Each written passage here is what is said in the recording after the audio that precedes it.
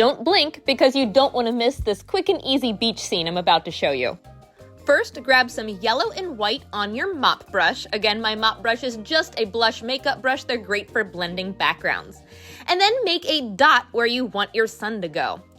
Then take your mop brush and with some yellow, you can even grab more white if you want to brighten it up some more, and just start making circles around and around until your sun is about this big. You can make it as big as you want.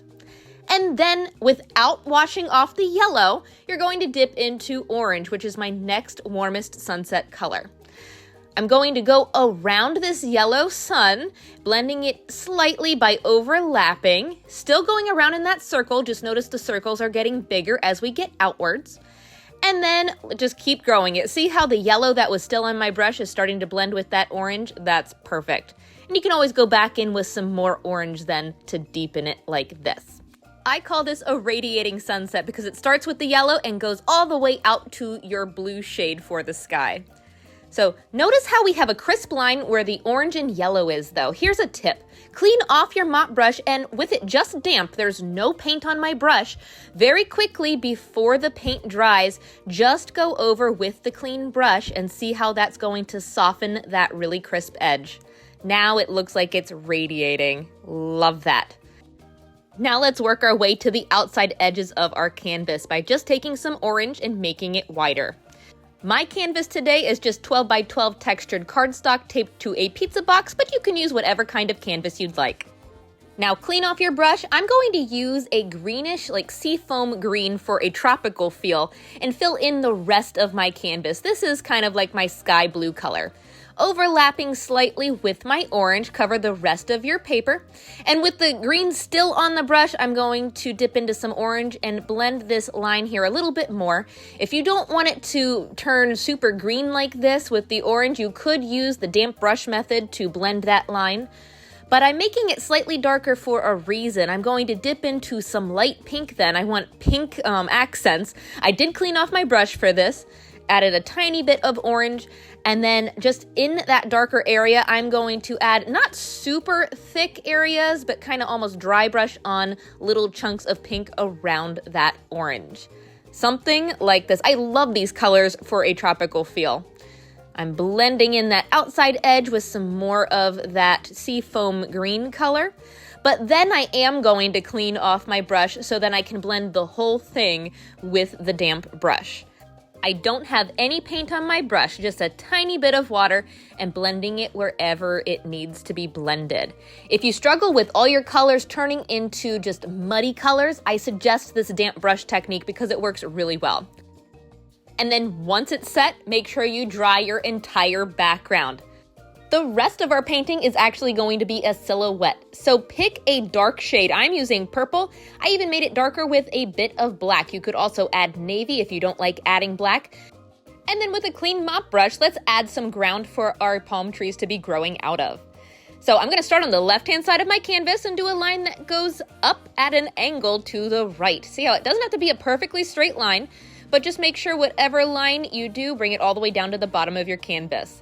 That's just going to be a little bit of beachy area for your palm trees to be growing. So something like this.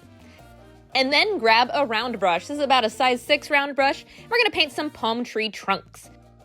Using the same color, start on your beach and pull a line going up into the sky. I know you're going to be going into your sun a little bit. That's okay.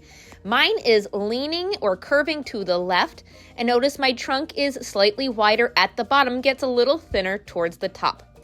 And then give him a friend on the right-hand side. Mine is going to be a bit straighter on this side and a little bit taller. Just make sure the tips of your trunks are spaced out far enough so that your palm branches aren't going to be overlapping. There. And if you work quick enough, this is a trick. Take a toothpick. You don't need any paint on the toothpick, but what you can do is scratch into the paint while it's still wet. See, I'm just doing little curved shapes, almost like smiley faces coming from the left-hand side of my trunk. And that lifts up the paint to give it that tree bark feel that a trunk of a palm tree has. those little sections. Now, over on the right side, I didn't work quick enough, and see how my paint dried? That you can see a little bit on the edge, but not near as much. So you have to do this quickly if you do this technique. See, I'm gonna kind of make that a little wetter on the left-hand side, and see, now I can scratch into it a bit more. But if you don't like to work that fast, try to do them one at a time this way if you want to do this technique. And then another thing you can do is add a highlight to your tree trunk. If they look too plain with those scratches, I took just a dab of white with my purple and just did a highlight doing big, long up and down strokes on the right side of my tree trunks, leaving the scratch texture on the left. And while you have that color, you can also just clean up the bottom of your trees as well. I think we can finally add the palm branches, and we're gonna do this with a fan brush, but first let's get the shape of our palm branches with a detail brush. This is a size 0 detail brush. So you're gonna start at the top of your tree trunk, and for each branch, you're going to do a curved line coming out from that tip. They should all be coming out from that center point every single time. But notice the ones on the left are curving out to the left, and then the ones on the right are going to start curving out to the right. Just make sure they're spaced out as evenly as possible.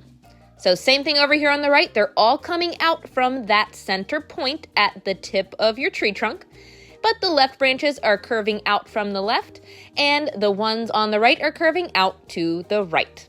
There we go. And then once you have those guidelines, you can grab your fan brush. Same color, just dip the tip in, and then line your brush up with that guideline and pull around in a curved motion. See how I'm pulling down and around? You're always curving it around in the direction that the tree branch was going. So see, these are all from the left. They're curving around to the left and down. So very little paint on your brush too. See how I'm getting that texture?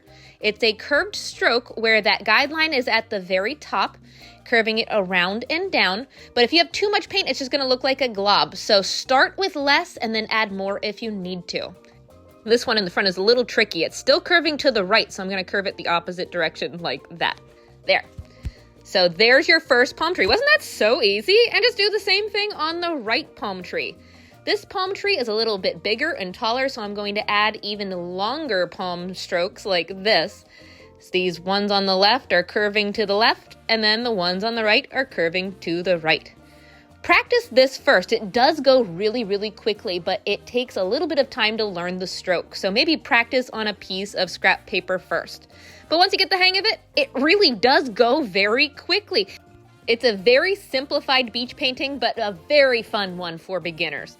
So if you try it, don't forget to make it your own, and I'd love to see how they turn out. Have fun and happy painting, everybody.